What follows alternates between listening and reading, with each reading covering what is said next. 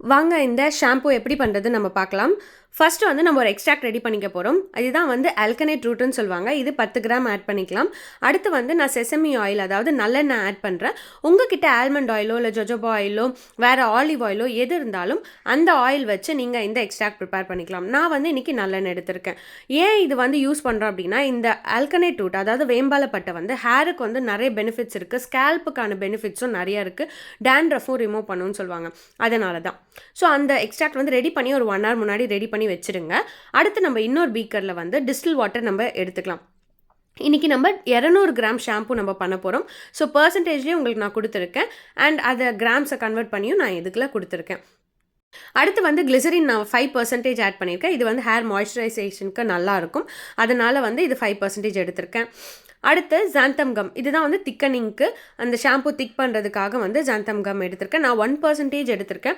உங்களுக்கு ஃபைனலாக shampoo consistency ரொம்ப திக்காக இருக்குன்னு நினச்சிங்க அப்படின்னா 0.8% நீங்கள் எடுத்துக்கலாம். இது பார்த்தீங்கன்னா 1 hour கழிச்சு இந்த ஆல்கனைட் எக்ஸ்ட்ராக்ட் வந்து இந்த மாதிரி ஆயிடுச்சு. ஸோ இந்த எக்ஸ்ட்ராக்டை வந்து நம்ம 3%, அதாவது 6 கிராம் நம்ம எடுத்துக்கலாம்.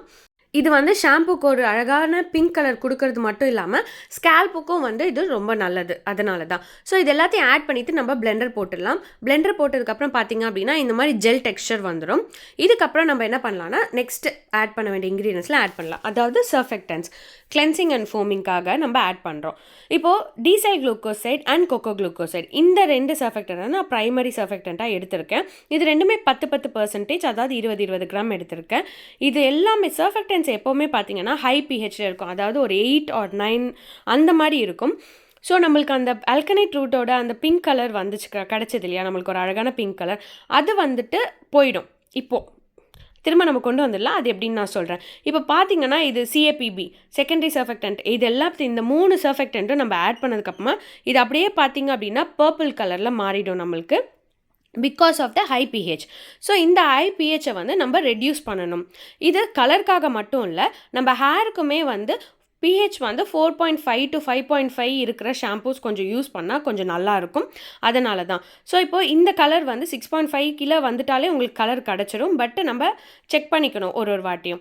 ஸோ நான் பிஹெச் ரெடியூஸ் பண்ணுறதுக்காக சிட்ரிக் ஆசிட் நான் ஆட் பண்ணுறேன். 0.2% நான் ஆட் பண்ணிவிட்டு மிக்ஸ் பண்ணுறேன். பாருங்கள், மிக்ஸ் பண்ணும்போதே உங்களுக்கு அப்படியே பர்பிள் டு பிங்க் வந்து அப்படியே சேஞ்ச் ஆகிடும். ஸோ இது சேஞ்ச் ஆனதுக்கப்புறமா நம்ம வந்து திரும்ப வந்து பிஹெச் செக் பண்ண போகிறோம். செக் பண்ணதுக்கப்புறமா நம்ம அடுத்த இன்க்ரீடியன்ஸ் எல்லாம் ஆட் பண்ணலாம். பாருங்கள், இதை பர்பிள் டு பிங்க் அப்படியே மாறிடுச்சு. ஸோ இது இப்போ பிங்க் கலர் மாறிடுச்சு. இருந்தாலுமே நம்ம பிஹெச்சை செக் பண்ணோம். ஏன்னா இது 6.4 இருக்கும்போதே வந்து இந்த பிங்க் கலர் நம்மளுக்கு கிடச்சிரும். அதனால தான்.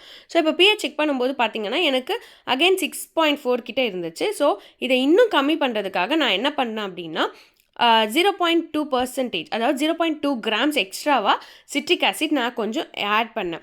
ஸோ அப்போ தான் வந்து இதை ஆட் பண்ணி மிக்ஸ் பண்ணதுக்கப்புறமா தான் எனக்கு பிஹெச் வந்து கம்ப்ளீட்டாக 5.4 எனக்கு கிடச்சிது. ஏன்னா 3 சர்ஃபெக்டன்ட் யூஸ் பண்ணுறோம் இல்லையா, ஸோ எல்லாமே ஹை பிஹெச், அதனால் எனக்கு கொஞ்சம் எக்ஸ்ட்ராவாக தேவைப்பட்டுச்சு. ஸோ திரும்ப 0.2 ஆட் பண்ணிவிட்டு மிக்ஸ் பண்ணிவிட்டு அதுக்கப்புறம் பிஹெச் செக் பண்ணால் எனக்கு 5.4 வந்துடுச்சு. அதுக்கப்புறமா தான் நம்ம ப்ரிசர்வேட்டிவ் எல்லாமே ஆட் பண்ணோம். ஏன்னா ப்ரிசர்வேட்டிவ் இதுக்கு முன்னாடி ஆட் பண்ணக்கூடாது, பிஹெச் கரெக்ட் பண்ணிட்டு தான் ஆட் பண்ணோம். ஏன்னா அப்போ தான் ப்ரிசர்வேட்டிவ் வந்து ஸ்டேபிளாக இருக்கும். அதனால் ஸோ அடுத்த வந்து நான் பார்த்தீங்கன்னா ப்ரிசர்வேட்டிவ் ஆட் பண்ணுறேன். ஆஸ் யூஷுவல் நான் வந்து ப்ரிசர்வேட்டிவ் ஈக்கோ தான் ஆட் பண்ணுறேன். 1%, அதாவது 2 கிராம்ஸ் ஆட் பண்ணுறேன்.